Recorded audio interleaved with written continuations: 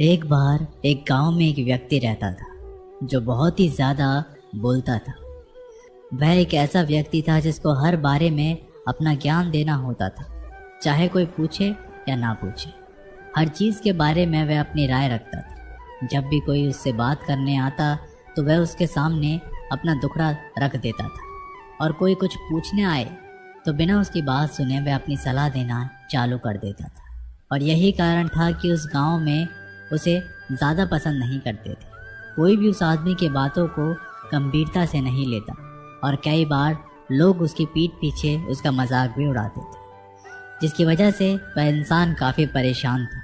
और इसी परेशानी को लेकर वह आदमी एक बहुत ही प्रसिद्ध महात्मा के पास चला जाता है। उसने अपनी सारी परेशानी महात्मा को बता दी। उसके बाद में उस महात्मा ने उस आदमी को अच्छे से समझाया, देखो, ज़्यादा बोलने वाले व्यक्ति को लगता है कि वह सब कुछ जानता है, जबकि कम बोलने वाले इंसान को लगता है कि उन्हें कुछ भी नहीं पता। ज़िंदगी में अभी बहुत कुछ सीखना बाकी है, इसलिए वह बोलते कम है और सुनते ज़्यादा है। और असलियत में समाज में उन्हीं लोगों की इज्जत होती है जिन्हें अच्छे से पता होता है कि कब बोलना है और कब चुप रहना है। देखो, मैं तुम्हें एक दिन में तो नहीं बदल सकता, लेकिन मैं तुम्हें 5 ऐसी स्थिति बता सकता हूँ जहाँ पर व्यक्ति को चुप ही रहना चाहिए। ऐसा कहकर महात्मा उन 5 स्थितियों के बारे में बताना चालू करते हैं। पहली स्थिति, जब तुम्हें लगे कि कोई तुम्हारी भावनाओं को तुम्हारे शब्दों से नहीं समझ सकता, उस समय भी तुम्हें चुप रहना चाहिए। अक्सर हम लोगों को अपने दुख, अपनी परेशानियाँ बताना शुरू कर देते, जबकि हमारे आसपास रहने वाले ज़्यादातर लोगों को इससे कोई मतलब नहीं कि हमारे जीवन में क्या गुजर रहा है। हर इंसान को केवल खुद से मतलब होता है। वह केवल खुद के बारे में बात करना चाहता है। वो केवल खुद की तारीफ सुनना चाहता है। उन्हें हमारे जीवन की परेशानियों से कोई मतलब नहीं होता, और ना ही वह सुनना चाहते हैं। हो सकता है 1 या 2 बार वह तुम्हारी दुख भरी बातें सुन ले, लेकिन उसके बाद में वो तुमसे दूर भागना शुरू कर देंगे, क्योंकि कोई भी दुखी और असहाय इंसान के साथ रहना पसंद नहीं करता। इसलिए कभी भी अपने कुछ करीबी मित्रों और परिवार वालों को छोड़कर किसी ऐसे इंसान को अपनी परेशानी ना बताए जो तुम्हारी बातों को समझने की बजाय उनका मजाक उड़ाए। दूसरी स्थिति, जब तुम्हें पता ना हो कि किसी विशेष मौके पर क्या बोलना है, या फिर तुम्हें किसी भी घटना के बारे में आधा अधूरा ही ज्ञान है, ऐसे मौके पर भी चुप ही रहना चाहिए। ऐसा इंसान जो आधा अधूरा ज्ञान होने के बाद भी उस विषय के बारे में बात करता है, वह अक्सर मजाक का पात्र बनता है। और कोई भी ऐसे इंसान को कभी गंभीरता से नहीं लेता।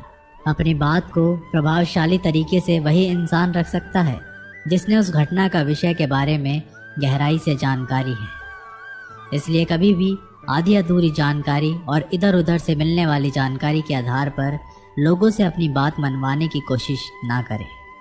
तीसरी स्थिति, गुरु ने कहा, जब कोई इंसान तुम्हारे सामने किसी तीसरे इंसान की बुराई कर रहा हो, तब ऐसी परिस्थिति में भी तुम्हें चुप रहना चाहिए। तुम्हें कभी भी ऐसी नकारात्मक बात का हिस्सा नहीं बनना चाहिए, क्योंकि आज जो इंसान तुम्हारे सामने किसी तीसरे इंसान की बुराई कर रहा है, वही कल किसी और के सामने तुम्हारी भी बुराई करेगा। और इस बात की ज़्यादा संभावना है कि आज तुमने उसकी हाँ में हाँ मिलाने के लिए तीसरे इंसान की जो बुराई की है, कल रिश्ते ठीक होने पर दोस्ती में वो इंसान उससे कह देगा कि तुमने उसके बारे में क्या क्या कहा था। इसलिए जब भी कभी कोई किसी तीसरे इंसान की बुराई करे या उसे गलत समय का मजाक उड़ाए, तो तुम्हें ही बस उसकी बातें सुन लेनी होगी। अपनी कोई भी राय वहाँ नहीं देनी है। अगर तुम ऐसा करते हो तो भविष्य में तुम्हारे लिए समस्या खड़ी हो सकती है। गुरु ने कहा, चौथा, जब कोई तुम्हारे ऊपर गुस्से और घृणा से चिल्लाए, तुम्हारा अपमान करने की कोशिश करे, तब ऐसी परिस्थिति में तुम चुप रहकर सामने वाले की गुस्सा और घृणा को कम कर सकते हो। साथ ही तुम इस स्थिति को खराब होने से भी बचा सकते हो। जब तुम सामने वाले का जवाब क्रोध से ना देकर उस समय चुप रह जाते हो, अब ये बात उस क्रोध करने वाले इंसान के दिल में लगती है। गुस्सा कम होने पर उसे अपनी गलती पर पछतावा होता है, और ज़्यादा संभावना है कि वह अपनी गलती के लिए तुमसे क्षमा मांगे। और क्षमा नहीं भी मांगे तो वह अंदर ही अंदर खुद को दोषी समझने लगता है और फिर वह अगली बार तुम पर गुस्सा करने और घृणा करने से पहले कई बार सोचेगा। लेकिन तुम्हें हर परिस्थिति में चुप भी नहीं रहना चाहिए। अगर कोई गलत कर रहा है तो तुम्हें उसका जवाब देना चाहिए, क्योंकि कुछ लोग ऐसे भी होते हैं जिन्हें हमारा चुप रहना हमारी कमजोरी का प्रतीत होता है।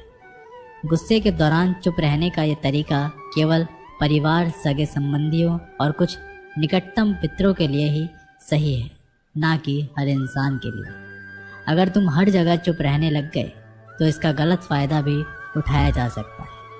5वां, जब कोई इंसान उसके जीवन की कोई भी दुख भरी घटना या अपने जीवन की परेशानी साझा कर रहा हो, ऐसी स्थिति में चुप रहकर सिर्फ उसकी बातों को सुनना। ज़्यादातर लोग ऐसे होते हैं कि किसी ने उनके सामने अपनी समस्या सुनाई नहीं कि उन्होंने समाधान देना शुरू कर दिया। जबकि जब कोई इंसान हमसे अपनी परेशानियां साझा कर रहा होता है, वो हमसे किसी सुझाव की उम्मीद नहीं करता। वो बस ये चाहता है कि हम उसकी पूरी बात ध्यान से सुनें, क्योंकि जब हम किसी की परेशानी को ध्यान से पूरा सुन लेते हैं तो उस इंसान को एक आत्मिक शांति मिलती है। उसे ऐसा लगता है कि चलो किसी ने तो मेरी बात को समझा।